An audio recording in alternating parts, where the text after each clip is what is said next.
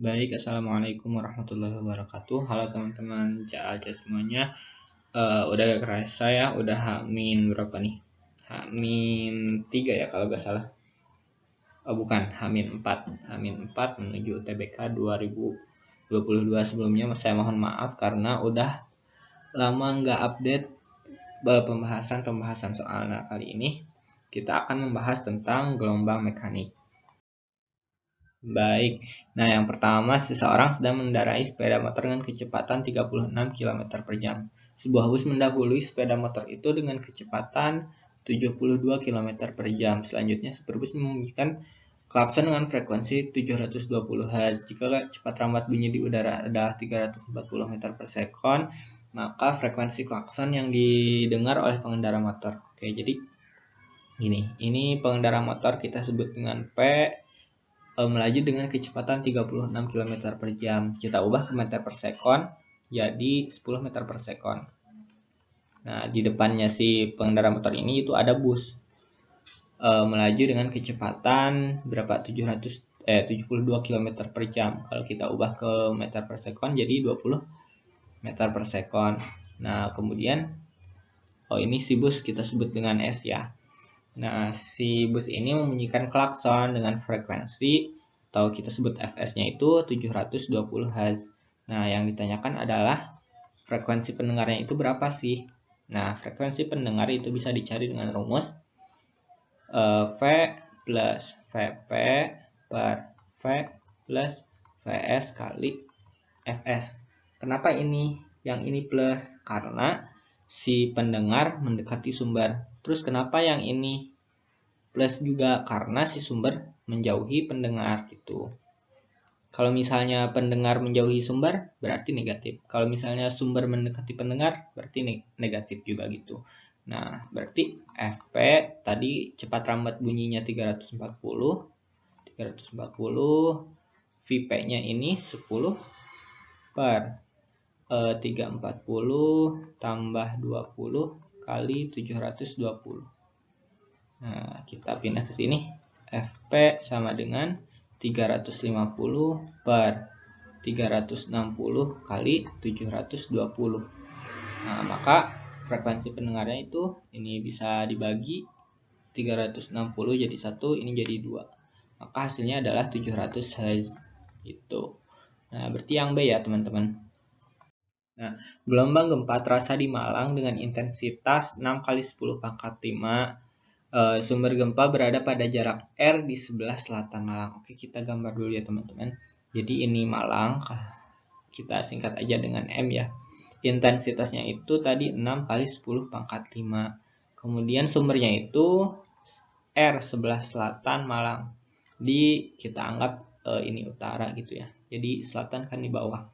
Jaraknya itu R gitu. Nah, kemudian jika intensitas gelombang gempa yang terukur di Kediri adalah 5,4 kali 10 pangkat 5 dan Kediri berada pada jarak 100 km di sebelah barat. Oke, berarti sebelah barat Malang ya.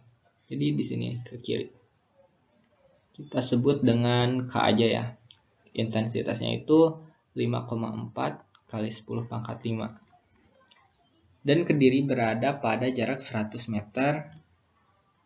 100 berarti ini jaraknya adalah 100 ya. Maka besar R. Oke, jadi R itu berapa sih? R itu berapa ya? Anggaplah gelombang gempa tidak mengalami redaman. Oke, berarti kita tahu kan bahwa intensitas itu daya yang menembus per satu satuan luas. Karena ini tuh gelombangnya ke segala arah, maka luas yang dicari adalah luas permukaan bola. Nah, luas permukaan bola itu gimana nih? 4 pi R pangkat 2 ya. Nah, 4 pi R pangkat 2. Nah, berarti kalau misalnya nyari P, nah ini itu konsepnya P di K itu sama dengan P di M gitu ya. Nah, jadi PK sama dengan PM. Berarti P itu kan I kali 4 pi R kuadrat gitu ya. I kali 4 pi RK kuadrat sama dengan I kali 4 Pi RM kuadrat tuh. Terus ada yang bisa dicoret nih. 4 Pi nya bisa kita coret.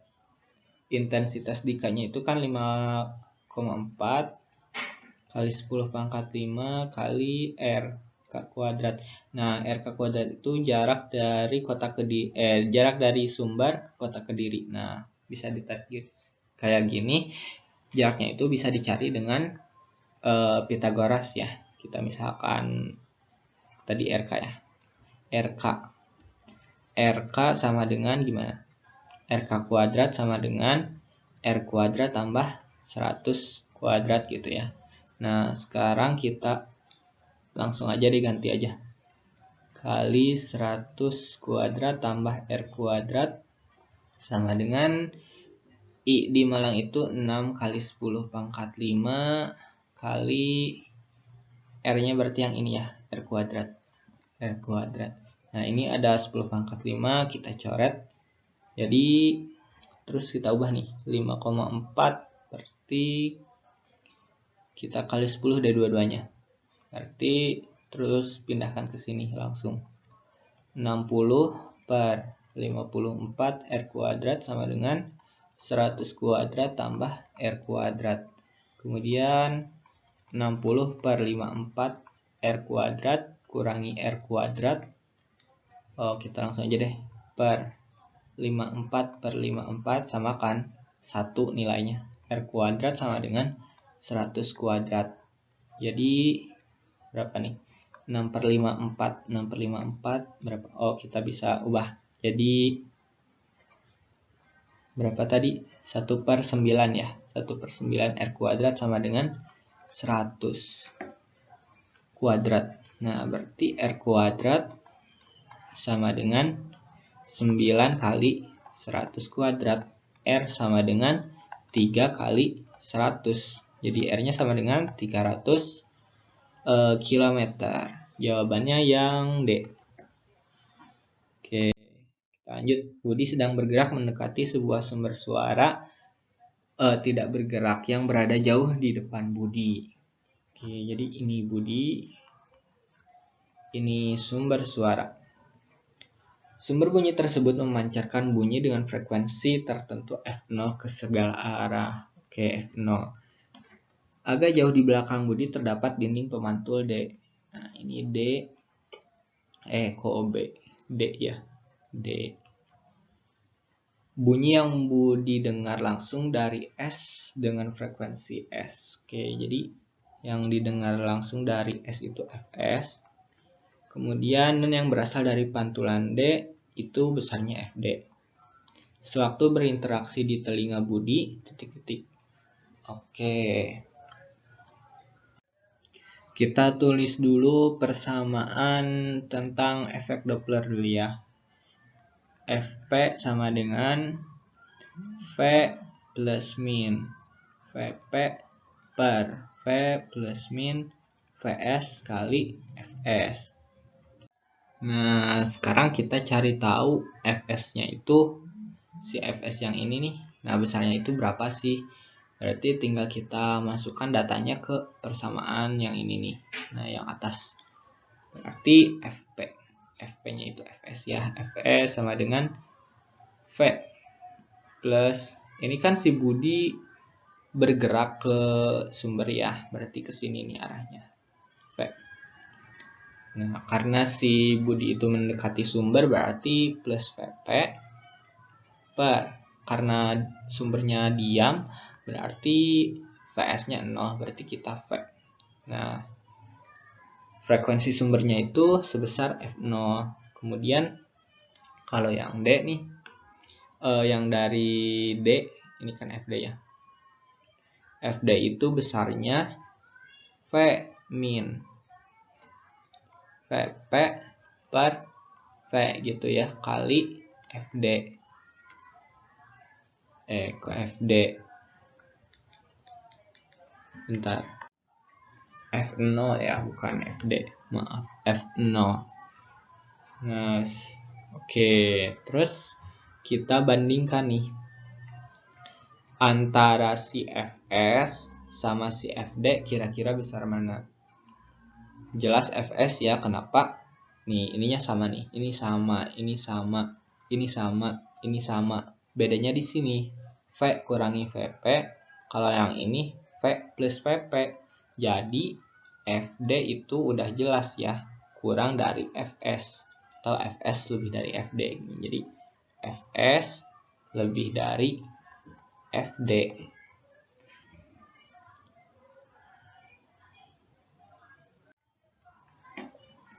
Nah, berarti Fs lebih dari Fd yang mana nih? Yang ini yang 3 kan. Nah, sekarang kita bandingkan sama F0. Nah, dari persamaan ini nih, kita lihat bahwa kalau misalnya Vp-nya positif, maka si Fp itu bukan itu. Semakin cepat si Fp bergerak mendekati sumber, maka frekuensi yang diterima si pendengar itu akan makin gede, karena ini tadi si Budi mendekati sumber kan, berarti Fs itu lebih dari F0.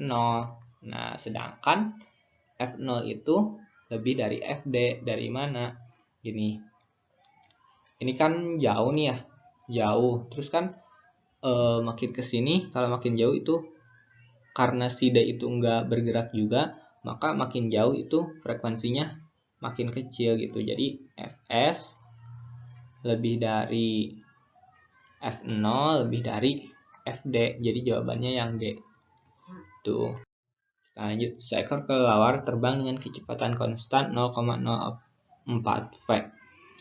V adalah kecepatan bunyi di udara menuju sebuah batang pohon dengan memancarkan gelombang ultrasonik. Gelombang yang dipancarkan kelelawar tersebut mengenai batang pohon kemudian memantul kembali ke arah kelelawar sehingga dapat mendeteksi dan menganalisis suaranya. Jika frekuensi gelombang pantul yang diterima kelelawar adalah 61 kHz, tentukan frekuensi yang dikeluarkan oleh kelelawar tersebut. Jadi ini kelelawar memancarkan gelombang, kemudian gelombangnya itu mantul lagi.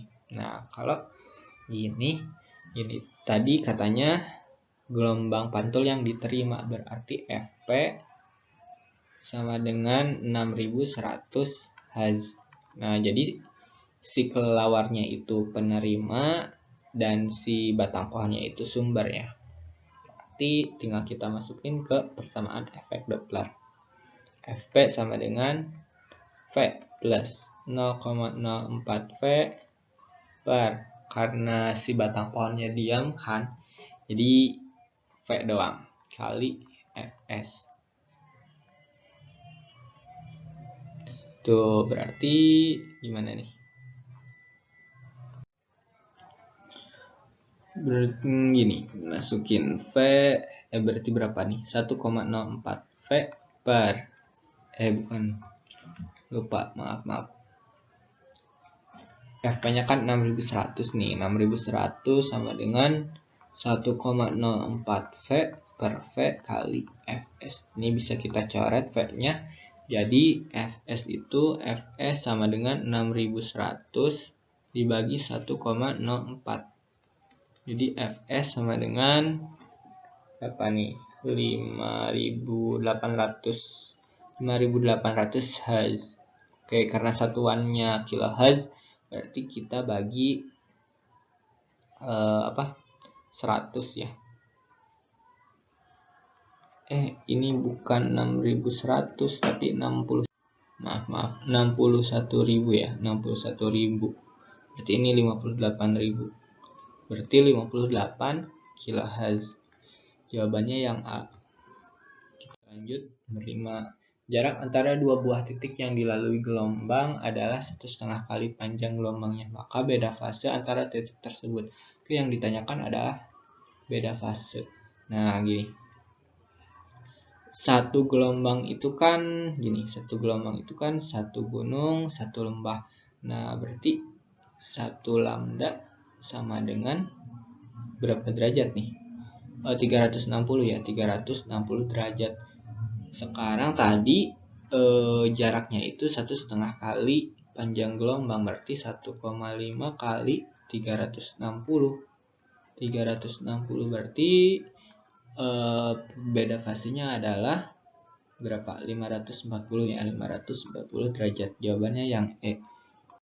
Oke, ini yang terakhir nih.